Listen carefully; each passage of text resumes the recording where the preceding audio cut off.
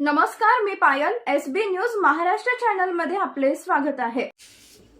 जिल्हाधिकारी अमिषा मित्तल यांनी मुख्यमंत्री बळीराजा शेत पांधन रस्त्याची केली पाहणी. जालना दिनांक 12/5/2026 मंगळवार रोजी राज्य शासनाच्या मुख्यमंत्री बळीराजा शेत पांधन रस्ता योजनेअंतर्गत जिल्ह्यातील शेत व पांधन रस्त्याचे कामे नियोजनबद्ध आणि गुणवत्तापूर्ण पद्धतीने पूर्ण व्हावेत, यासाठी जिल्हाधिकारी अमिषा मित्तल यांनी आज जालना व घनसावंगी तालुक्यातील विविध गावांमध्ये प्रस्तावित शेत पांधन रस्त्याच्या कामाची प्रत्यक्ष पाहणी केली. यामध्ये जालना तालुक्यातील लोंढ्याची वाडी व घनसावंगी तालुक्यातील राणीउंचगाव, राजेगाव, वडीरामसगाव, बाचेगाव येथील प्रस्तावित शेत पांधन रस्त्याची केली पाहणी.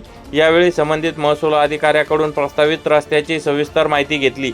पाहणी दरम्यान रस्त्याची उपलब्ध जागा, अतिक्रमण स्थिती, मोजणी प्रक्रिया, तांत्रिक बाबी तसेच कामाच्या अंमलबजावणीचा आढावा जिल्हाधिकारी यांनी घेतला.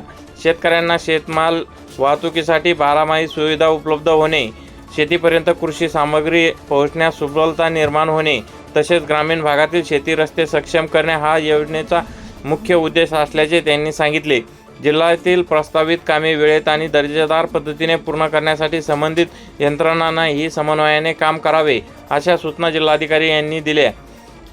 ज्या ठिकाणी अतिक्रमण अथवा अन्य यांत्रिक अडचणी आहेत त्या तातडीने निकाली काढून कामांना गती देण्याचे निर्देशही त्यांनी दिले. रस्त्याच्या कामामध्ये गुणवत्ता राखणे, मुरुम व खडी दबाई योग्य प्रकारे करणे तसेच रस्त्याचा टिकाऊपणा सुनिश्चित करण्यावर विशेष भर द्यावा.